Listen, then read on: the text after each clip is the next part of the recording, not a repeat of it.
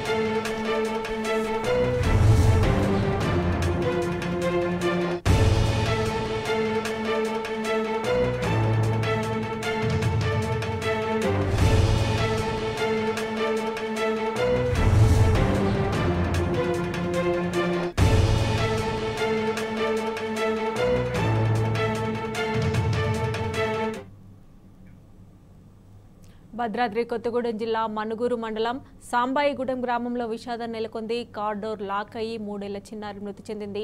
ఇదే అంశానికి సంబంధించి మరిన్ని డీటెయిల్స్ మా ప్రతినిధి సాంబా అందజేస్తారు. సాంబా, భద్రాద్రి కొత్తగూడెం జిల్లా మనుగూరులో విషాదకరమైనటువంటి సంఘటన జరిగింది. ఆలస్యంగా ఈ సంఘటన వెలుగులోకి వచ్చింది. ఆడుకుంటూ వెళ్లి కారులో కూర్చున్నటువంటి ఒక చిన్న 3 ఏళ్ల పాప, కల్మిష 3 ఏళ్ల పాప ఊపిరాడక చనిపోయినటువంటి ఘటన భద్రాద్రి కొత్తగూడెం జిల్లాకు సంబంధించినప్పుడు ఒక విషాద ఘటనగా వెలుగులోకి వచ్చింది.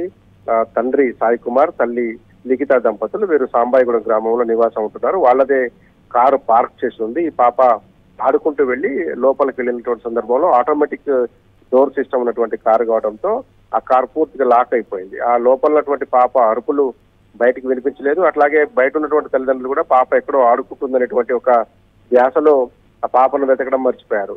ఎంతకీ పాప రాకపోయేటప్పటికీ ఎటుపోయింది అనేటువంటి ఆలోచన వచ్చి ఒక్కసారి అక్కడ ఇక్కడ తిరిగి చూసిన తర్వాత కారులో చూస్తే వికటక జీవిగా పడి ఉన్నటువంటి పరిస్థితిని గమనించి ఆ తల్లిదండ్రులు కన్నీరు మున్నీరయ్యారు.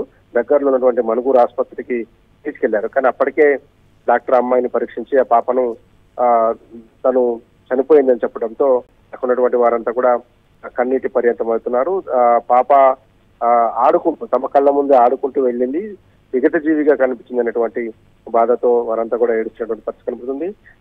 ఆ అభశుభం తెలియని ఆ పాప కారు డోర్ లాక్ కావడం, ఆ డోర్ లో ఎక్కడుందో అనేటువంటి విషయాన్ని తల్లిదండ్రులు కూడా పసికట్టలేకపోవడంతో ఆ పాప చనిపోయింది. దీంతో సాంబాయిగూడెం గ్రామంలో విషాదం వలుతుంది.